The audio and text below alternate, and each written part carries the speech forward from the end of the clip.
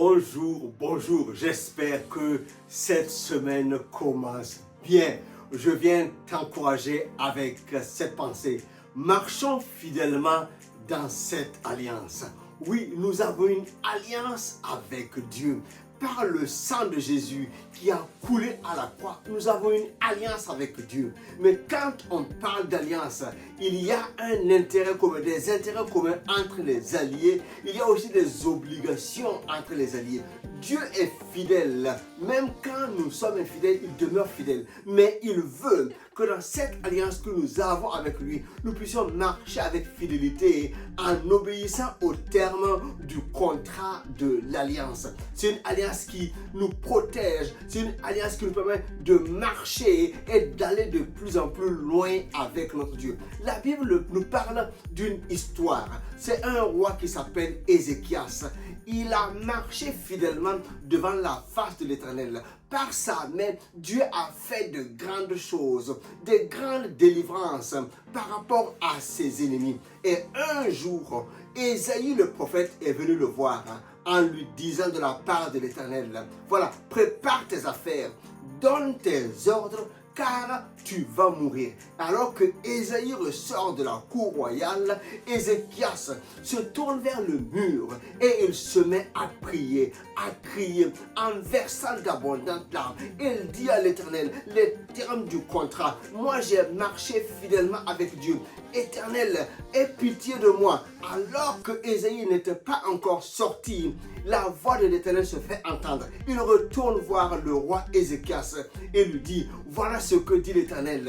Tu guériras de cet ulcère. Tu ne mourras pas. Je te donnerai 15 années encore en plus.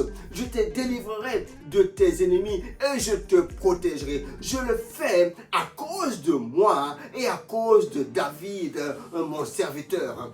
Donc, cet homme-là a eu la vie sauve, a eu sa vie qui a été prolongée parce qu'il a crié à l'Éternel. Il y a des situations qui doivent nous amener à crier à Dieu de tout notre cœur. Comme Jésus, quand il était à quelques heures d'aller à la croix, il a prié, il a crié au ciel jusqu'à ce que sa sueur coulait comme des grumeaux de sang. Il y a des situations que nous ne devons pas laisser passer parce que Dieu veut voir ce qu'il y a dans notre cœur. Qu'est-ce qu'il y a au fond de nous? Jusqu'à quel point nous lui faisons confiance. En tout cas, Ézéchias connaissait l'Éternel Dieu. Il a crié. Et quand il a prié, en fait, en mettant son obéissance et sa foi, il s'est mis sur le chemin de l'exaucement. Parce que quand Dieu veut exaucer, il veut la foi, mais il veut aussi un cœur qui est obéissant. Alors, il s'est mis dans cette trajectoire par laquelle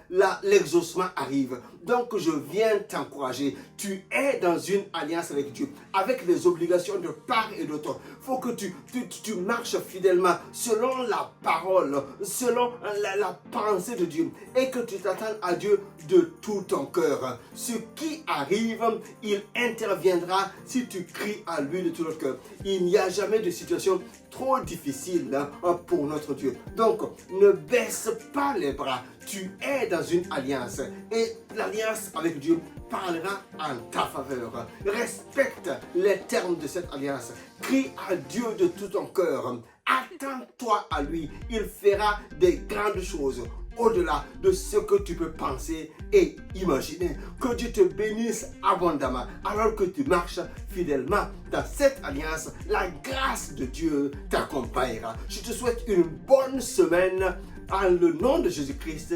À bientôt. Bye bye.